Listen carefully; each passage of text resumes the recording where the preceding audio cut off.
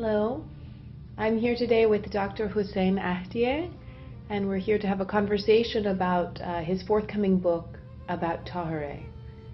Táhirih, the heroine of the Baha'i faith, and truly a very important figure in 19th century history that continues to have a legacy today.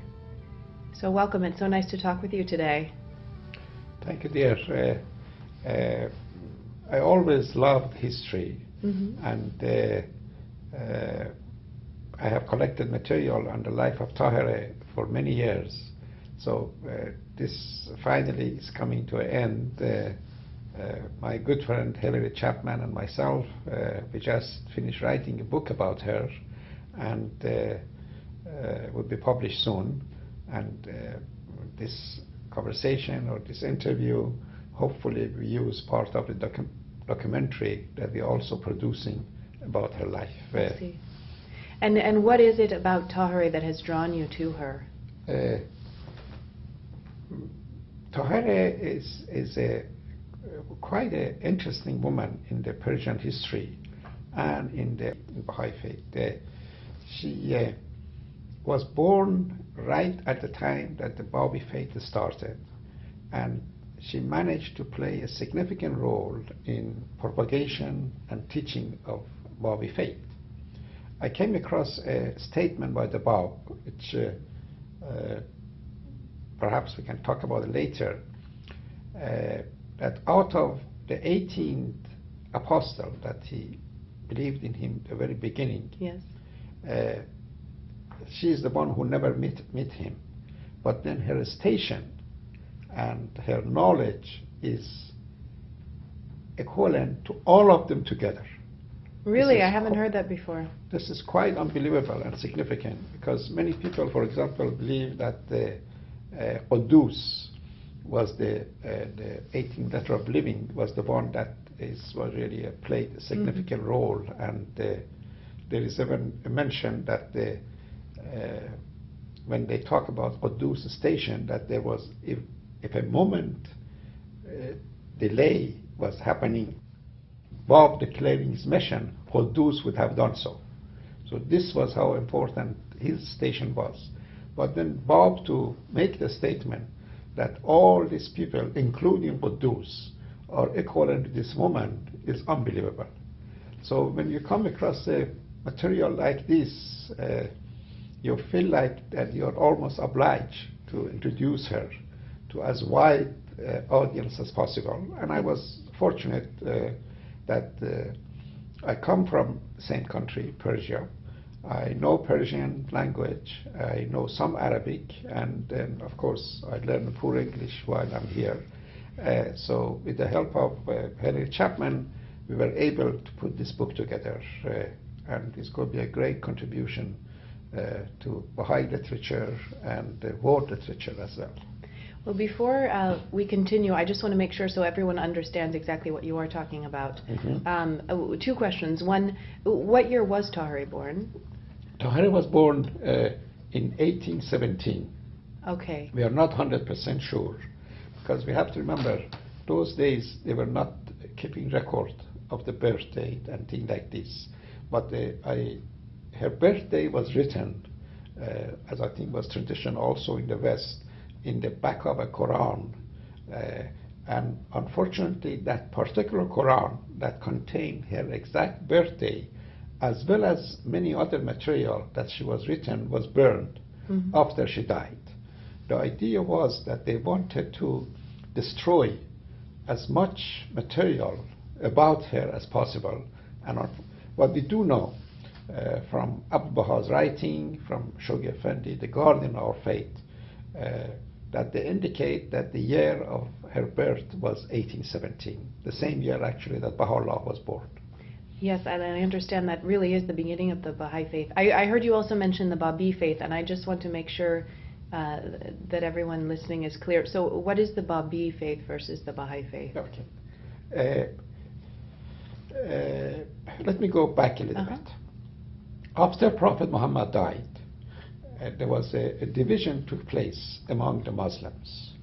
A good number of them, they follow a man by name Abu Bakr, who was the first Khalif, but there were a minority of the Muslims who believed really his son-in-law Ali should have replaced him. So that division started right after Muhammad's ascension.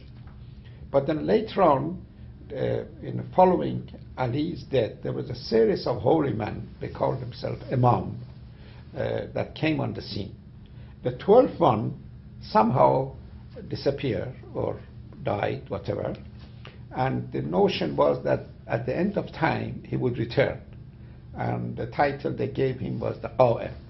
So Bab, which means the gate, he claimed to be the Qa'im, or the promised one, that the Muslim, especially the Shia Muslim, yes, they were expecting. His announcement and his declaration in 1844 set a major upheaval in the Islamic world. Because the control of Persia and part of Afghanistan, Iraq, was very much in the hand of the mullahs and mujtahids and religious leaders. And by coming and saying that I am the Qa'im, I am the promised one, basically he was saying that there is no more need for these mullahs and mujtahid, because they were representing me among you. Now that I'm here, we can forget about them. That, I have a feeling that that was the main reason that they objected to his call, and eventually they put him to death. Now, Tahirih, of course, was one of his first early believers. He had 18 persons who believed at him at the beginning.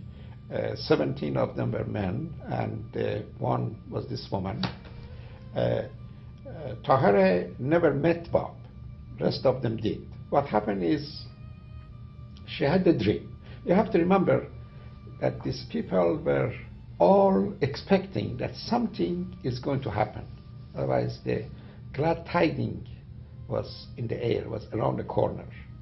So they've been reading about it. They've been attending this school that called Sheikhi school, Sayyid Kazim and Sheikh Ahmad, who promise that they are coming soon. So in one night, Tahirih had a dream, and he dreamed of this young man with a black cloak and a green turban, high above the sky, was reciting some lines. And being a clever woman and all that, somehow she managed to write a couple of those lines on a paper, or next morning when she remembered. And later on, a group of followers of Sayyid Kazim, they began their search for the Bab, the promised one, and led by a fellow named Mullah Hussein. I'm sorry if I mention all these names, but it's part of history, I cannot help it. So well, maybe we'll have time later to find out who all these people are. There's a lot of important people you're talking about. Okay. Tahirih gave a letter or a note to one of these people who were searching for the Qa'im, and casually probably she told him, if you ever met the promised one, please convey my humble love and my acceptance of his cause, and gave him a letter to give it to him. Later on, an answer came to her from Bab, and a book by him was received. And to her amazement, she found those few lines that she dreams that particular night in the book. This, of course, confirmed her belief. At the same time, most likely, she received an answer from Bab accepting her as one of her apostles, and that's how she became Babi. And you said this was very early on, so was this 1844, 1845? I would say it was also? 1844, 1845, okay, very early. At that time, probably she was, let's say, if she was born 1817, she was maybe in her 20s, yes, or early 30s. Now, Babi dispensation lasted a short, because you asked earlier what was Bab and yes, what's his dispensation. Dispensation, I mean his faith, religion. This is a sort of Baha'i language we're using. Lasted a short time, because he himself indicated that a greater one is coming, and he referred to him as Man Yazrullah, the one that God would make his appearance eminent, something to this effect. Mm-hmm. So I think I've heard him whom God shall make manifest, right? Shall God make manifest, yeah. Or, and of course, us as a Baha'i believe that was Bahá'u'lláh. Now, the teaching and the writing of the Bab is was fitted for the time that he made his declaration, 1844. When Baha'u'lláh made his declaration, he kept some of those laws, but he got away from most of them. And this was also the word of Bab himself, that these laws and this principle I'm bringing is up to him to either accept or reject. Faith lasted short time. Baha'u'lláh came on the scene. Majority of the Babis became Baha'i, but a good number of them just left the faith, or they never joined the Baha'i faith. So one thing that attracts me to Táhirih, I think, is I see her as a bit of a rebel and her rebelliousness. So I'm just curious for you to tell me, when she did recognize the Bab and she became a Babi, did her family follow her into that religion? She's a very unusual woman. As I mentioned, her marriage did not last. She left the husband. She left her husband? She left the husband. Which is very unusual in the Islamic world, because you don't do this. The husband could leave you and marry many other women, but a woman would never do that. It was unheard of. She left Qazvin and she went to Karbala, which was a holy city in Iraq. And from very beginning, especially after she became Babi, her approach was, you cannot be wishy-washy anymore. You cut with the past. A new faith has come, a new dispensation has started. And some of these Babis and some of her friends and colleagues were trying to go slow even, but they said she was not the type to go for that. All her writing and her poetry shows that she believed that the new day has started and we have to get away from the past. This spirit of, as you said, rebellious spirit of hers, it shows throughout her life, through her poetry, through her writing, and we could talk more later about her poetry. Go ahead. Well, I'm curious, this is backtracking a bit, but you were talking about throughout her life. I mean, what was her childhood like, or how was she raised that she was even this educated in the first place to even her family, write these things? Her parents, especially her mother. Oh, by the way, Táhirih was very beautiful, extremely beautiful, and is often when they write about her, they all admire her beauty, and non-Baha'i historian, Baha'i historian has testified to that. Okay. And of course, the concept of beauty at that point was beautiful black hair, round face, maybe a little bit of weight here and there. She loves to eat, and her father started a school in their town, and it seems that it also shows that the family were a little bit different. They set up a section in that school for education of the girls, that her mother was teaching courses, very basic courses for the girl up to age 12, 13, before they married. She used her cousin library extensively. Lots of books were there, and she studied there extensively. She married, as I said, 14, and then of course when she moved to Karbala, she right around the time that the great master Sayyid Kazim died, and it's amazing, this young woman quickly replaced him. So you have these hundreds of these mullahs, young religious leaders. They would all come to listen to her. Now, the way that she was conducting the lesson in Karbala was interesting too. She would always sit behind a curtain, because you're not supposed to see a face of a woman.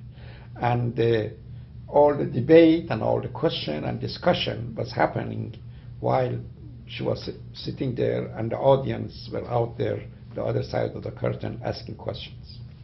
Now, were most women of her class, because she was of a fairly high-to-do class, is that right? Yes. Were most women of her class even literate at this time? What was the standard education for women? I think it seems that her good number of her family members, herself, her sister Marzieh, her mother, and number of others, they were all the educated member of society at that point. Mm-hmm. But I would say, in general, 99% of the women of Persia at that time, they were illiterate. A very small percentage. There were few number of women in the king's court who have written some poetry and material, but really you cannot find much evidence of women pursuing their education. It does seem somehow shocking for me even to imagine a group of male clerics listening to her. I mean, it's quite astounding. It's quite unusual, and lots of them were quite unhappy. Okay. But then, and they complained to Bob actually about her style of life and the way she was teaching and the way she was doing her things. And then a very strong letter came from Bob, a tablet, and referred to her. This was one of the first time that Bob referred to her as Tahireh, the Pure One.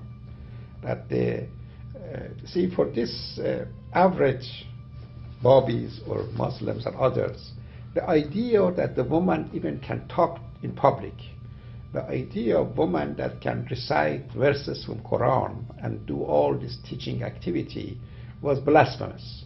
So they were always complaining, she's doing that, she's doing that, but then at the same time, it's interesting that the group of men and some women, they have their name, they actually became attached to her, not necessarily Bob. We have to remember that at the time of the Bob, there was not much communication happening between Bob and his disciples, or even his major disciples. So some folks like Tahireh, like Wahid, like Mullah Hussein, like Quddus, they were the one who were carrying the show. They would have some idea of Bob's writing, but they were the one who really doing all the teaching, or conducting all the campaigns and all that. So this group of people who were around Tahireh, they called themselves Qurratiyeh, that came from her name Qurratul Ain. Oh. And it's amazing, there was a whole movement of people, some people call themselves Babi. These people called themselves, otherwise they believed Tahireh was the return of Fatima, the daughter of Prophet Muhammad, and whatever she say, whatever she does is the word of God. And this again caused lots of problem, even among the Babis, because they didn't like her style. They would ask for debate, they asked for question and all that. And one thing she did in a couple of occasions, which is quite interesting and unusual for a woman again, there's a tradition in Islam called mubahalah. Good luck, find out how to spell that. You'll have to tell us later. It means that you and your opponent sit and discuss a point, and you cannot convince each other, so you leave it to God, and the wrath of God would kill the person who is wrong. This was very harsh. That's the way to do it. You cannot resolve the issue, God would kill the person. So anytime there was some problem, she would ask for that. You say, you don't agree with me? Let's do mubahalah. And of course, these people were always afraid that she might be right, so they would not get involved in this confrontation things. Another thing she did, which I thought was very cute, they were objecting to Bob's writing and her writing, because it seemed that Bob and Tahireh both, they were very artistic. And sometimes they use red pen to do the writing. And the traditional color was always black. So one of the things they would pick on her and Bob's writing that is so unbecoming, this color of red to blue writing. He said in one session, he's sitting with a bunch of mullahs, and they are debating the subject of validity of the cause and the grammars and all that. So he writes something in red quickly, and she writes something quickly in black, and gave the red page, a page with the red writing, to one of this mullah, and the mullah began to read it and then threw it on the side, and this is blasphemous, this kind of writing. Then she reminded him, these are the words of Muhammad in Quran. She entrapped him. Entrapped him, exactly, just to show that the color should not decide on what is right, what's wrong. What was your question? I forgot. I'm sorry. Her lifestyle? Well, I'm interested in her lifestyle, and yes. Oh, I was just talking about the station of women being such as it was at that time in Iran. I was saying that it was hard for me even to imagine, yes, you know, her being this spiritual leader that all these men were you know, captivated listening to. And then I was thinking, I wondered if you could tell us, I was thinking of the conference of Badasht, which is a quite, you know, famous event in Baha'i history. And I was thinking of it when you mentioned how beautiful Táhirih was. Yes. And then I was thinking about, it's so interesting to talk about how beautiful a woman was in a time when men did not even see women, you know, unless they were related to them. So how would it even be known what she looked like? That's a good and then I was thinking about Badasht, and of course the very famous incident when, you know, she removed her veil. Yes. I think that, but one reason, that's a very good point, I never thought of that, because when they talk about other women, Persian women 19th century, not many of them refer to their beauty. But when it comes to Táhirih, they often mention that she was beautiful. She was beautiful, perhaps that was one of the few women they really have seen in real life, besides their mother and sisters. The life of women in Persia, and actually we wrote about this extensively in our book, to just give a background to it was, I'm sorry to say that, it was at the almost the level of treat them like animals or part of merchandise in your household. They had no respect. They had no right. They would grow up in their parents' house until 13, 14 years of age. Marriage is arranged. They would move to the husband's house. That most likely the husband had a number of other wives. So they become part of his little harem, or if his man was very rich, could be a couple hundred of those women. She was just there as a sex object often, or to do the cleaning and all that. So it's and it was not that much different in America either, by the way. So we talk about the Persia and Middle East being so bad. When you read the history of the woman in this country, when folks like Susan Anthony or Elizabeth Cady Stanton and others asked for the woman's right, they had not much right either. Their role again was to be a mother in the house and to raise children, and they didn't have much higher education either. So Táhirih was really, Táhirih, and I'm sure there are some other women, they were a breaking point from the past. Now, just to move a little historically before I get to Badasht. So she spent a number of years in Karbala, caused lots of headache for lots of people. That was her. Wrote lots of letters, lots of poetry, and then eventually things become so bad that the instruction came from the Ottoman Empire, that she should leave the country. She moved from Karbala to Baghdad, stayed in Baghdad for a short time, then came back to Iran. Came back to Iran, and it's quite interesting. Again, I suggest you read the book to get more stories straight. He moved to the cities like Hamadan, Haran. These are all wonderful cities on the border of Iran and Iraq. And in all these cities, there were a great number of people who joined her movement and became Babi. And it's significant that while she was staying in Hamadan, some Jewish rabbi became Babi. And some of wonderful Jewish family that we have who became Baha'i are really from the time that Tahirih taught the faith in Hamadan. Her intention was to go to Tehran and to teach Muhammad Shah, the king of Persia, about the Baha'i faith. She was stopped.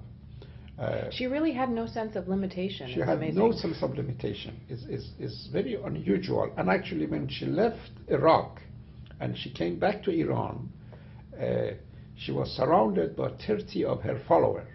Good number of them armed, just to protect her, because she was constantly in danger of somebody kill her.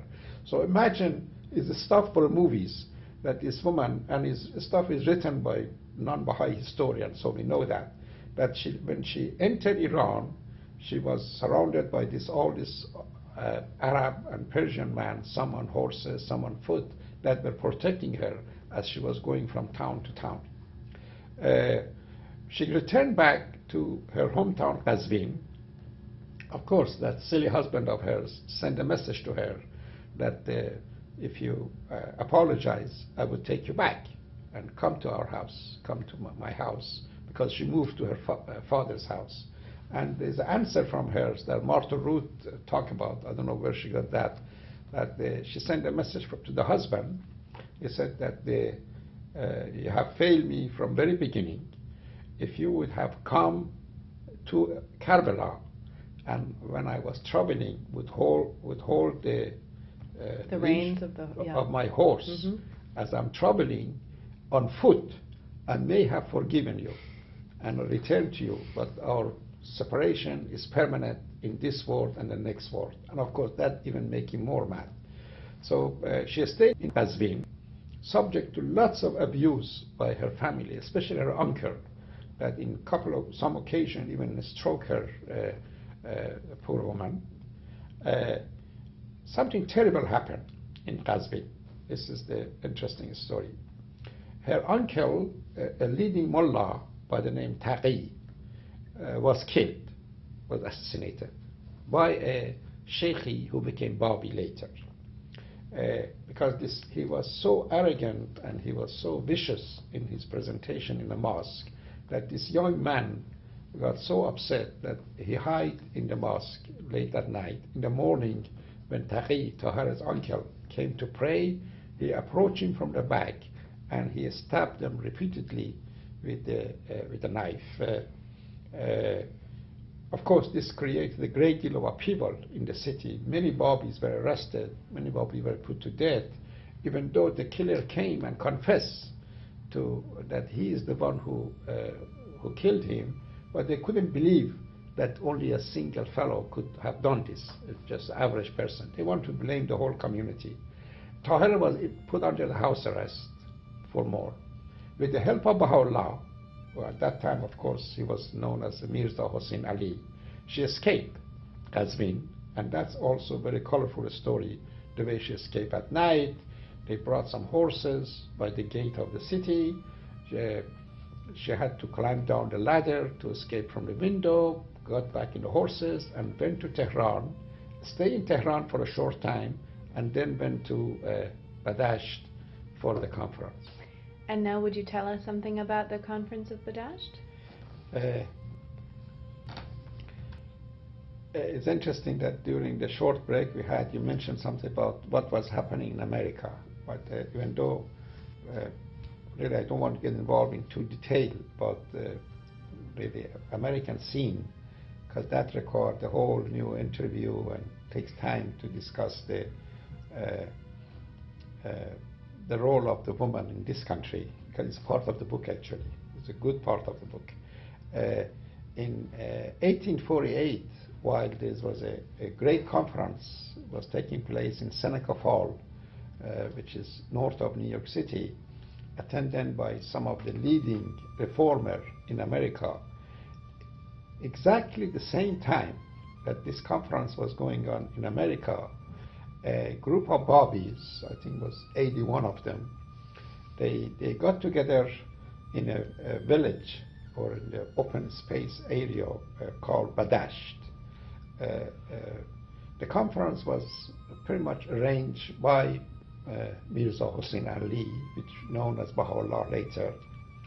I'm sure Quddus and Táhirih were involved in planning aspect of it.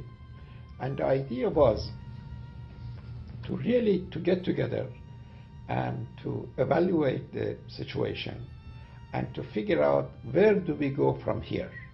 It was a sort of planning conference or action conference. And they had two items in their agenda.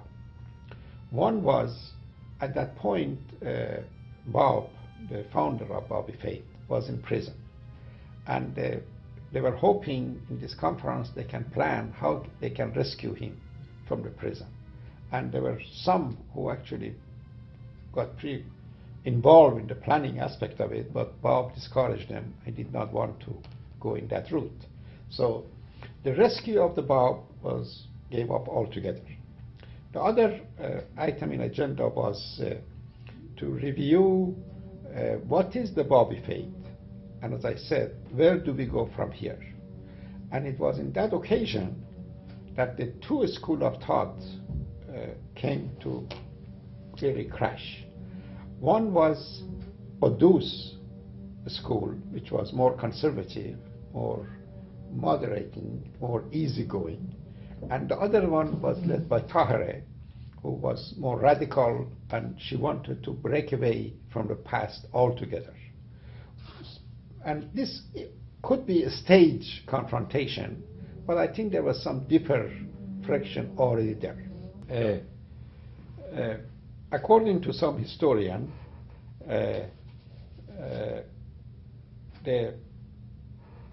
plan for having this discussion and this debate was done by Bahá'u'lláh, Quddus, and Táhirih, and they wanted to see what would be the reaction of the other Babis that were participating. There is a tradition in Islam that if the woman make a theological mistake and make a claim or say something, because she's not that smart, she could be forgiven. And you would let her go. But if the man say the same thing, it's awful. You would put him to death. So the idea, some historians say that the reason that Táhirih was making this radical claim, because she knew that they could not kill her, because eventually she would say, I'm sorry, and they let her go. But others could not do it.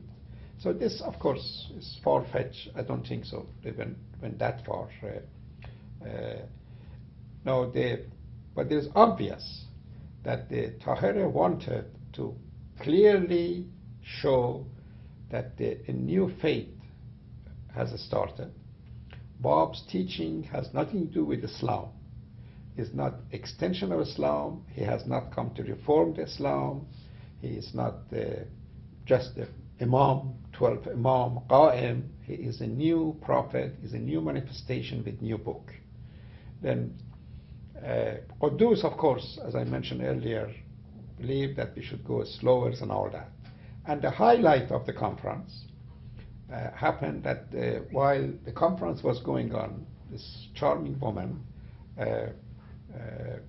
put her best makeup on, and the story goes that there was in two occasions that she really used nice makeup to make herself even prettier than usual. One was in that occasion, and the other time was the day that they put her to death. Yes. And so she walks in the conference room without her face being covered. No, this was, these days, of course, it sounds silly to talk about that. But you have to put yourself in the context of the 19th century Persia, Islamic world, to have a only woman in the conference walking so we could see her face.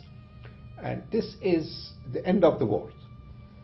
And actually, when I mention end of the world, there is a tradition, there's a hadith in Islam that Fatima, the daughter of Prophet Muhammad, in the day of judgment or the end of the world, she will appear without the veil, without the covering her face. So there were some, of course, Babis who remember this hadith or tradition. They thought, okay, here comes Fatima. But then there were others who were shocked. And the story goes that one of them was so upset that he even cut his own throat because he felt guilty even seeing the face of a woman. And you can see that even these days with this, what's happening in Iran these days, and the way they force the woman to go back to the traditional clothing that they, what 150 years ago was even worse. The conference, I think, lasted 22 days. It was a number of meeting and discussion and all that. Eventually, they all came to some agreement, and they left the conference in a rather happy and joyous note. And they were singing songs, they were reading her poetry, and they left and they went different ways. At the same time that the conference was going on, an instruction has come from Bab that all his followers should go to Khorasan, because there is a tradition again in Islam that at the time the Qa'im would lead his followers with the black standard on the march. And to fulfill that tradition, Mullah Hussein, I think followed by more than 300 of his Babis, they marched toward Mazandaran. Tahirih to continue the proclaiming of faith. They end up in the fortress called Tabarsi, and they were surrounded and attacked by the government soldiers. Tahirih was so anxious to join Quddus and Mullah Hussein in the battle of Tabarsi, she was even going to make herself look like a man to join them. Baha'u'lláh stopped her, and most likely she would do it. She was a type that would do something like that. She was in Mazandaran for a while, and then eventually she was arrested and brought back to Tehran. I'm assuming she did continue to wear the veil for the rest of her life after that day, right? Mm-hmm. It was just a one... The question of she was wearing veil or not is debated by some historians. A good number of them believe that when she was, maybe perhaps after Badasht, when she was with the Babis, with the follower or her friend, she was not wearing the veil. But when she was with the mullahs and others, she would wear that. I think that probably most likely that's what happened. And after she was, you said she was imprisoned? Yes, after what happened was many Babis were put to death in Tabarsi's fortress. Many of them were arrested, and she was hiding in different towns and different homes for almost 2 years in Mazandaran, mostly supported by Baha'u'lláh. And then eventually, in 1852, something horrible happened. A group of young Babis, quite stupid groups, they tried to kill the Shah, assassinate him, and they were not successful because they were very amateurish the way they went to kill him. A whole new wave of persecution of the Babis started. Many of the leading Babis were put to death, including, at this point, of course, Tahirih was, I think, late 48, 49, that was brought to Tehran, was put under the house arrest in the mayor's house, Mahmud Kalantar, and in 1852 they put her to death after the attempt of the killing of the Shah. And you said that was the second day, so the story goes that she had beautified herself. Yes. The day that she was put to death, actually, and the way she was put to death is also not quite clear. But we have, from the writing of a French Orientalist called Nicholas, and also Professor Brown and a few others, some picture of what happened. They were so afraid that the Babis, especially after they tried to kill the Shah, they were afraid of Babis very much. So they wanted to put her to death quietly, because they knew if they wanted to do it daytime and things like this, she might be rescued by the other Babis.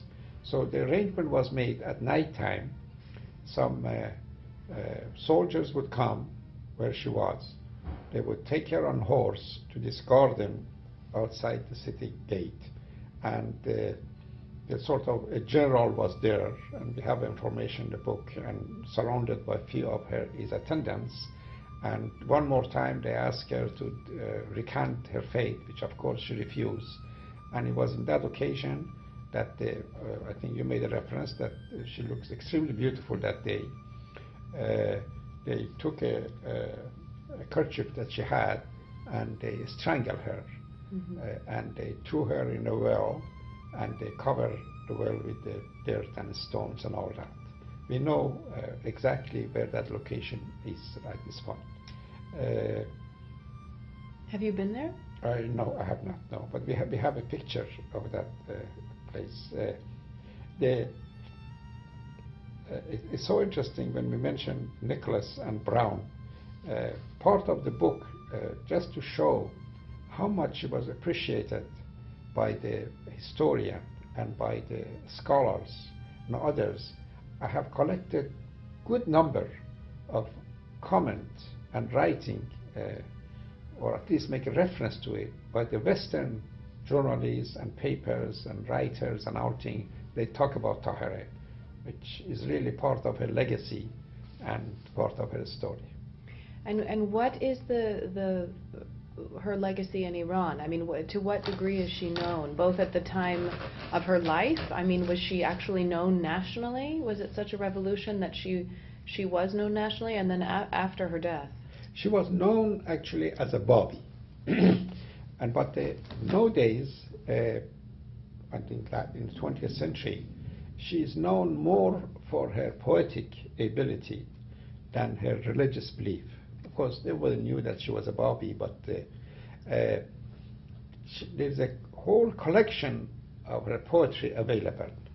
But then recently, some scholars began to search her work, and they are discovering that some of those poetry is not really hers, which is fine. You know, she had this great ability to recite poems from different sources, and she often repeat them. And what happened is that because she was so talented, she would even add her own stuff to the poem that was written by somebody else. So there are maybe some of the poem that shows first few lines is from her, then is a quote from somebody else. But of course she doesn't clearly indicate, okay, no, I'm going to continue to read his poetry. So what they have done, there are about, I would say, 40–50%, I'm just guessing, of her poetry is confirmed is hers. The rest belong to the other poet at the time or before. But her writing, which a great historian by the name Fazl Mazandarani has collected, is clearly hers, and shows a number of prayers that she has written, a number of tablets, a number of letters and essays that we have. So in Iran, whenever they talk about the woman poets, or she is included in those, and we are very proud of that, of course. And her poetry and her prose, is the subject matter almost exclusively about religion and the spirit, or most other things? Most her poetry has a mystical element to it. Of course, it's lots of love and longing, typical Persian poetry. Yes. But it seems that during different period of her life, when you carefully study her poetry, she's saying different things. There are occasions, for example, after when she became Babi, you see so much joyful poetry by her.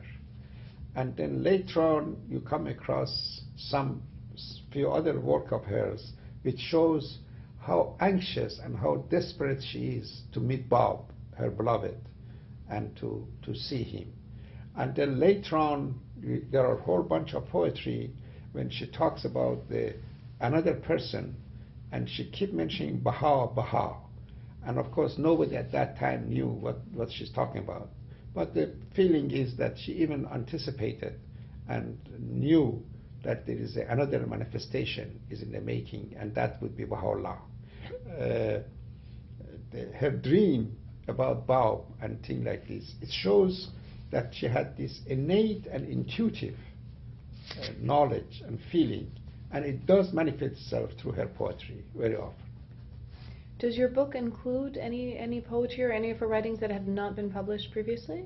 Very much. What they have done, there are two professors, or there were at least, one of them unfortunately died recently, by the name Amin Banani and a fellow by the name Kessler, who are professor at the University of California. They translated many of her poetry. It's very difficult to translate poetry from one language to other language. Right. But it happened, this gentleman Kessler, he is a poet himself, and he's a great linguist, and he has done a great job in translating and Tahirih's poetry. So we use lots of his work, and that has not even been published before. He gave us permission to use them. And it's really the highlight of the book is this poetry that this man have done. Of course, Amin Banani was a great scholar. He did his contribution also. Wonderful. And in what other ways, because really there is a lot of literature available about Táhirih, because she's so compelling to so many people, but what would you say is different about your book? One is just this idea that Kessler has agreed that we use his translation.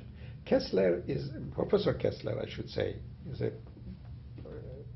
wonderful gentleman from, I think, Hungarian background, if I'm not mistaken. He does know many languages, and he has translated from Finnish, from Russian, from German to English. Because he's a poet himself, he does not translate Tahirih's poetry literally. He does the same thing that Fitzgerald did to Khayyam, that he get the essence of Omar Khayyam's Rubaiyat, and he put in such a beautiful way of in English that you really enjoy reading them. So this would be a wonderful part of the book that you will see. The other part that, as I said, we should discuss some other time, is that in 19th century, while Táhirih was making all this claim and creating all these waves and all that in Persia, there were a great movement in America, also sponsored and initiated by American women. And by that I mean the founder of the Christian Science movement, or the Shakers movement, or all the reformers like the Susan Anthony, or like Elizabeth Cady Stanton. These were significant women in 19th century in America. And what you get from the book is that it was really the spirit of the age. It was a divine movement started in 19th century. They knew something is in the air.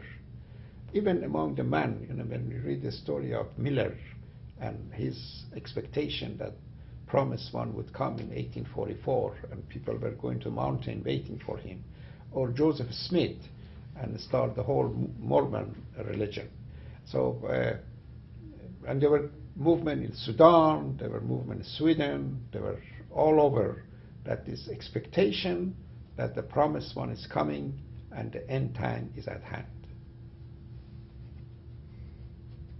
Sounds like a wonderful book, and I'm very excited to read it. Good. Save your money. Well, I will. Thank you. Thank you so much for speaking with me. Sure. It was a Thank pleasure. you. It was wonderful. Thank you, dear.